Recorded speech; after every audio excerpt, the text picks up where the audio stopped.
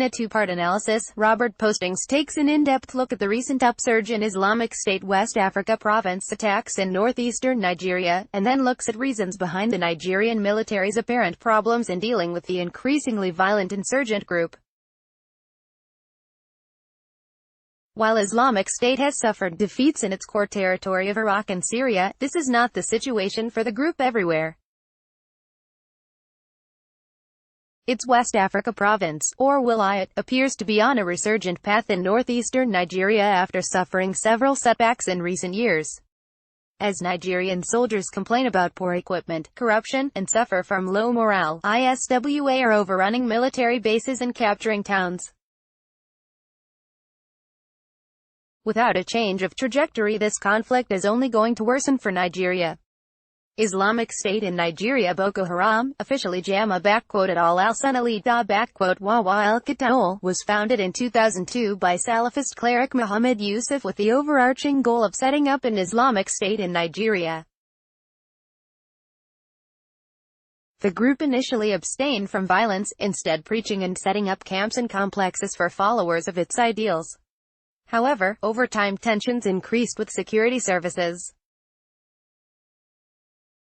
Yusuf and other Boko Haram leaders made increasingly clear their intentions to wage a violent jihad, and local political and religious leaders increasingly warned about Boko Haram's threat. In 2009 there were major clashes between security services and Boko Haram. They began in June when a group of Boko Haram members were shot and wounded by police over their failure to wear motorcycle helmets. The following month a widespread uprising by Boko Haram members occurred with attacks in several towns in the northeast. Responses by security services to the violence led to hundreds of Boko Haram members being killed, including Yusuf, who died in police custody, and the group being driven out of its camps. Abubakar Shekau, the leader of one of two Boko Haram factions, from a video published on November 9, 2018, but under their new leader, Abubakar Shekau, Boko Haram regrouped and rebounded, shifting into the infamous terrorist group that since 2009 has claimed the lives of some 30,000 people and displaced over 2 million. Most of their activity has been around the Lake Chad Basin, primarily in northeastern Nigeria, but spilling over into the neighboring countries of Chad, Cameroon and Niger. Successful attacks by Boko Haram meant that, in the 2013 to 2015 period, they were able to evolve into a territory-controlling group, seizing land in Nigeria's northeast from a struggling military. At its height the group occupied territory roughly the size of Belgium, and in August 2014 Shekau declared a caliphate.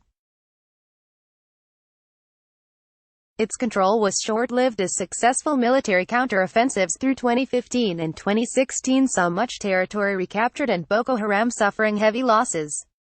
Nigeria received essential assistance from foreign militaries in the form of the Multinational Joint Task Force, a military coalition currently made up of Nigeria, Cameroon, Chad, Benin and Niger, and the South African private military contractor STTEP. In March 2015, Shekau pledged allegiance to ISIS leader Abubakar al-Baghdadi and Boko Haram became the Islamic State's West Africa province. However, Boko Haram's brand of violent extremism was too much even for ISIS. Disagreements saw the replacement of Shekau as leader, with ISIS appointing Abu Musab al-Barnawi, the group's spokesperson and son of founder Yusuf, as his replacement in August 2016. This caused a fissure in the groups, with Shekau retaining control of one faction while the other fell under the control of al-Barnawi. Neither group has rescinded their pledge of allegiance to Baghdadi, and both act in ISIS's name, but only al-Barnawi's faction is an official wilayat. Shekau's faction continues to release propaganda in the style of ISIS, but only al-Barnawi's actions are reported by ISIS Central as ISWA. A screenshot from a propaganda video showing fighters from Boko Haram faction Islamic State West Africa province, ahead of an attack on a military base in Gashigar, Borno State, Nigeria, September 27, 2018. A surge in ISWA attacks while a far cry from 2014 when it was the deadliest terror group in the world. Boko Haram, now ISWA, remains dangerous and recent events suggest violence is increasing. More radical elements may have recently taken over the ISWA leadership. The group's de facto leader Mamun Nur was killed in August, reportedly by ISWA commanders because of discontent over his more moderate stance. Nur was a veteran jihadist who had been a part of Boko Haram for years, and some viewed him as the real power within ISWA, with Barnawi as a figurehead. Ali Gaga, another commander who allegedly planned to surrender along with 300 hostages, was killed in late September. ISWA has stepped up attacks in the past few months, causing many casualties, and the frequency of attacks is increasing. Its modus operandi is assaults on military bases, forcing the Nigerian military on the defensive and letting ISWA seize the initiative in the conflict. Each successful assault weakens the security forces and boosts ISWA's arsenal with essential equipment and weapons seized from bases. The group's military-focused strategy puts less emphasis on civilian targets, and when attacking towns they are often reported to reassure civilians that they will not be attacked.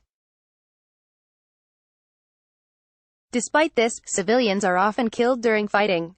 A screenshot from a propaganda video showing fighters from Boko Haram faction Islamic State West Africa province, ahead of an attack on a military base in Gashigar, Borno State, Nigeria, September 27, 2018.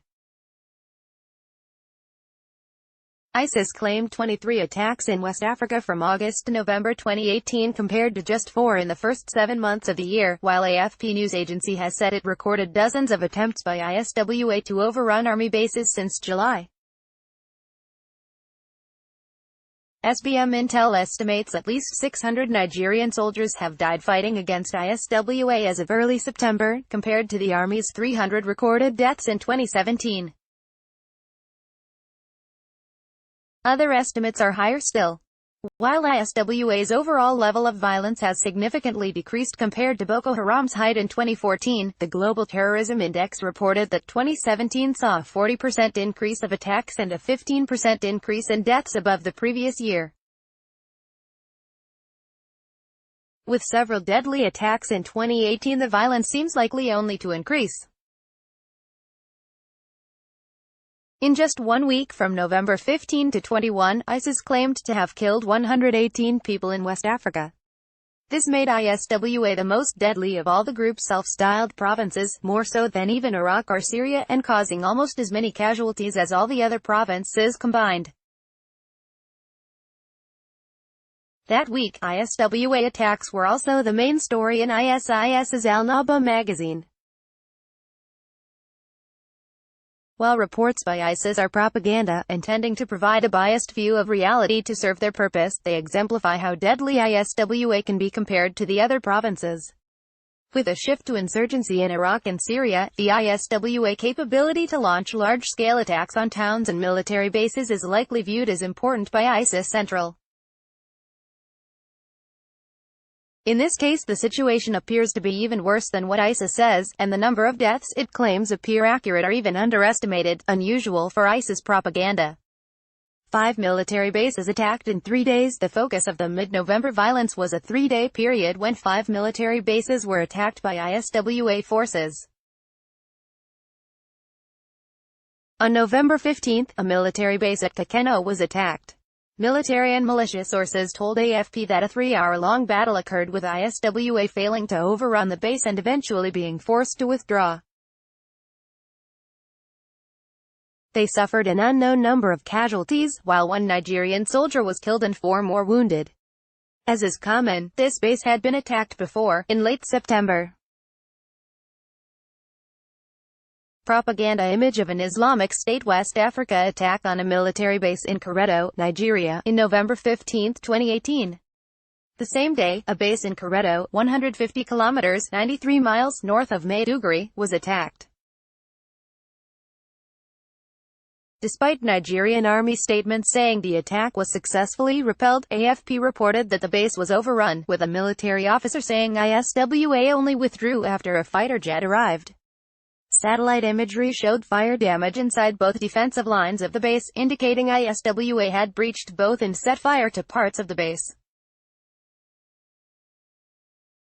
According to the military officer, 3 soldiers had been killed in the attack and several more were missing.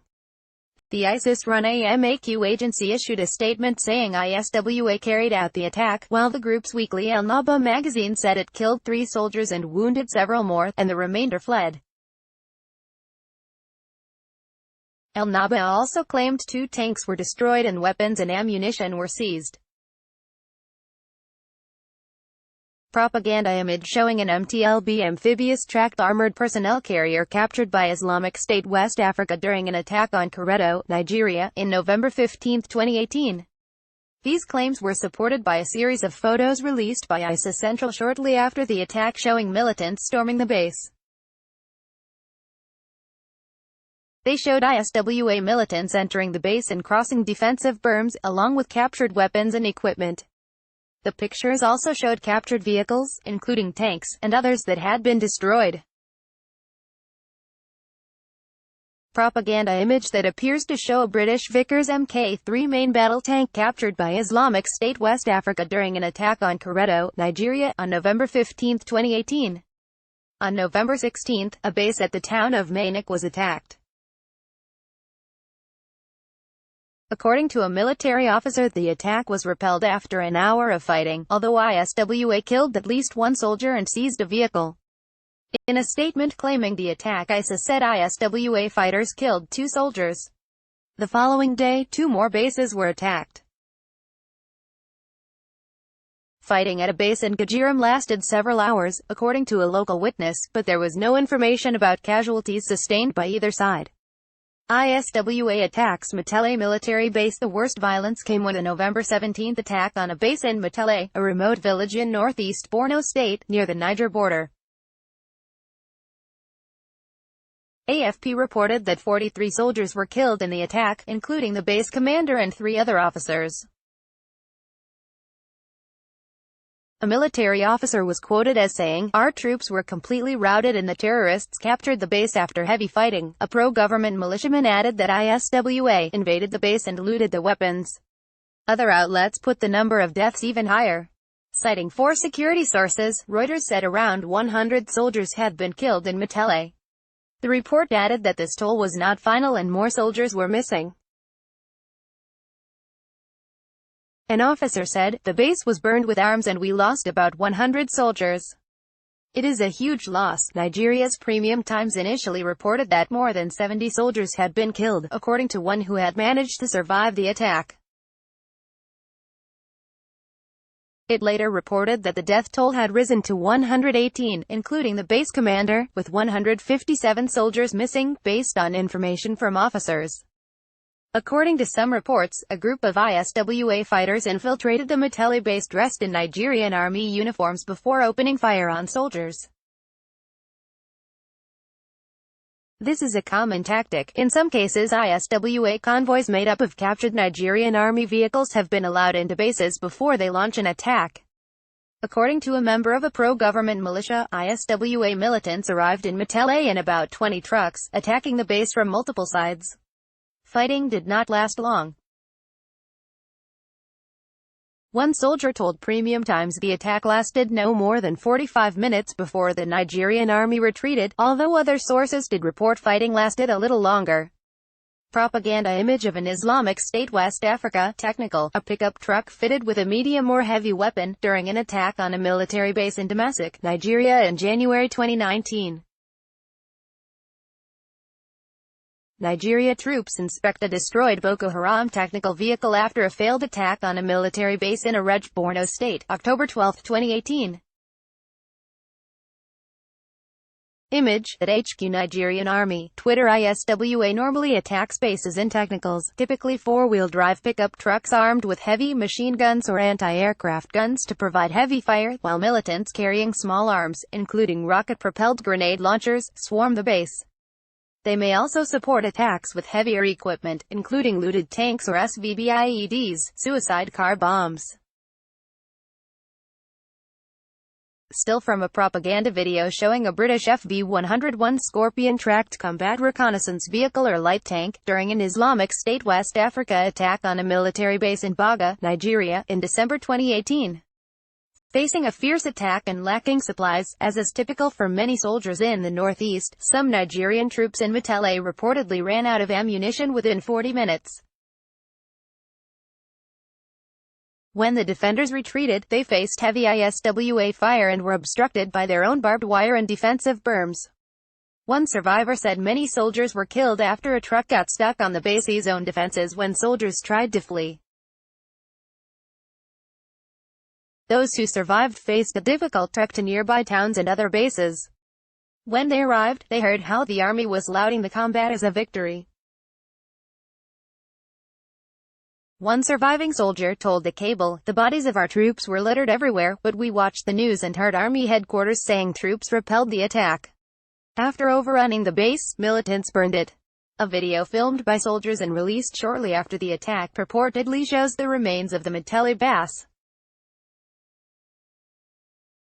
Blackened sheets mark what is left of soldiers' accommodation, while the husks of several destroyed vehicles including tanks litter the base. One soldier can be heard saying, "No less than 100+ soldiers died here." Propaganda image showing a Russian BM-21 Grad multiple-launch rocket system captured during an Islamic State West Africa attack on a military base in Baga, Nigeria, in December 2018. ISWA looted whatever weapons and equipment survived the destruction as well as several vehicles. In the video showing the aftermath of the fighting, a soldier can be heard stating ISWA seized at 40 barrel, apparently a reference to the Russian-designed BM-21 Grad 122, a multiple-launch rocket system. ISWA did not immediately withdraw after burning the base and looting their spoils, suggesting an increasing confidence in their ability to remain in an area for a period of time following an attack. 2 days after the Mtele base was initially overrun, an attempt to recover the bodies of soldiers was foiled after ISWA militants ambushed forces attempting to retrieve them. One soldier told Reuters, "We all flew because we didn't know where the bullets were coming from, with some of the soldiers being killed." The town of Mtele reportedly remained under ISWA control for several days, highlighting shortcomings of the Nigerian military, whose reinforcements and air power are not always able to immediately respond. ISWA had previously assaulted the same 157 Battalion in Mtele, on October 10. The military said 23 soldiers were killed and injured in that attack, though military and militia sources put the toll higher. The Nigerian military often downplays their casualties, and has been critical of organizations that do not support its narrative of the conflict. On January 7, the Army raided the offices of the Daily Trust newspaper and detained 2 journalists. According to the Army, the raid was prompted by the newspaper's reporting on an upcoming offensive at undermining national security. The Army also briefly banned UNICEF from operating in the northeast of Nigeria and accused it of training spies, who support Boko Haram. Nigerian forces, overstretched and lacking initiative, often face multiple attacks on bases, inflicting casualties, causing damage, and sapping morale, with each time increasing the risks defenders will not be able to stave off the next assault. The November assault on Mtele exemplifies many of the issues facing the Nigerian army. Among those killed during the attack was Ibrahim Sakaba, the base commander who had reportedly complained about the poor military equipment his soldiers had and their lack of supplies. In the video showing the aftermath of the combat, soldiers can be heard lamenting the poor state of the equipment they have. "These are outdated vehicles, they are not working. They just keep them here for formality," they say. The soldiers also complain about other equipment malfunctioning or being outdated, saying, "See the weapons they bring here. These are not working." They also highlight poor defenses, saying they only have some sand parapets and barbed wire to protect them from ISWA attacks. The soldiers placed much of the blame on corruption within the Nigerian military, with some saying they felt exploited. One soldier can be heard saying, "See what the Nigerian army has been doing to us, and they are using us to make money. Why? Are we not human beings?" Others question where money provided to the military by the government has gone, saying, despite all the money the federal government gave them, they could not buy modern weapons. When pointing out the poor quality of equipment, one soldier states, "Is this the money the federal government provided to procure weapons?" Before the deadly Metele attack, there were increasing levels of violence. In several cases, ISWA militants successfully overran bases, ambushed convoys, and briefly seized towns. Many other more minor clashes go unreported. An attack at Jili in July was as deadly, if not more so, than the combat in Metele. A base containing 734 soldiers was overrun. In the immediate aftermath, only the base commander and 63 soldiers made it to a nearby town, leaving hundreds either dead, captured, or missing. The Nigerian army initially denied the attack happened but eventually claimed 31 soldiers had been killed. This is certainly a significant underestimate, but months after the attack, the exact number of casualties is still unclear. Some reports describe 200 soldiers as still missing, and Reuters cited people familiar with the matter as saying the attack killed at least 100 soldiers, with many of the dead interned in a mass burial. Following the deadly attack,